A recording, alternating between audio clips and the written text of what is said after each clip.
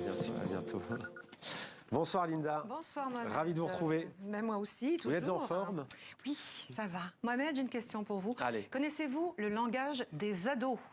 Un petit peu quand même. Un petit peu. Parfois, je suis un peu largué, mais bon. Oui. Vous savez, les adolescents ont des mots et des expressions qui sont typiquement à eux. Ce sont des mots qui ne sont pas nécessairement répertoriés dans les dictionnaires, mais qui font néanmoins partie de leur langage courant. Alors, n'ayez pas peur, mon but n'est pas de vous apprendre à parler le Jones, on serait ridicules tous les deux, mais c'est au moins d'essayer de comprendre ce qu'ils disent, les jeunes, et puis c'est toujours enrichissant d'observer l'évolution de notre langue.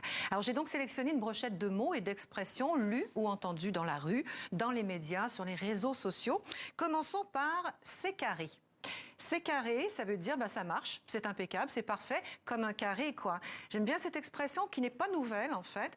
J'ai lu qu'Honoré de Balzac, en 1844, l'employait déjà dans sa prose, dans sa littérature. Il évoquait, par exemple, un bon sens carré. C'est pas mal, hein? C'est marrant de voir comment un mot littéraire est devenu familier chez les jeunes. Et ce sont des rappeurs comme Booba qui ont popularisé cette expression. Vous êtes saucé, Mohamed? Alors là, franchement, carré, autant ça l'est, mais saucé... J'aime beaucoup celle-là.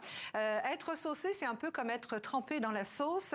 Être saucé, c'est être complimenté, encouragé. Saucer quelqu'un, c'est le féliciter. Allez, je te mets de la sauce. Ça vous rend pas choc-barre, j'espère. Non, pas du tout, alors. Choc-barre, c'est de l'argot, de choquer.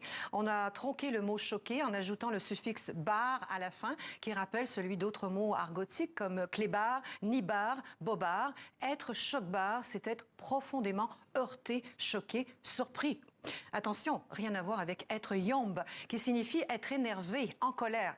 J'ai perdu mon portable, je suis yombe. Yombe est un mot à l'origine incertaine, apparu en banlieue parisienne il y a environ une dizaine d'années et qui est resté, qui est toujours là. Non.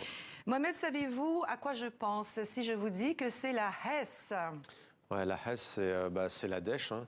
La Hesse, c'est la galère, oui, la loose, on n'est pas loin de la dèche, la misère, il n'y a plus rien dans le frigo, c'est la Hesse. J'ai plus d'argent, c'est trop la Hesse. Hesse vient de l'arabe Hesd, qui à l'origine signifie une volonté de nuire. Son sens a été détourné. C'est la Hesse, veut dire aujourd'hui que les temps sont durs.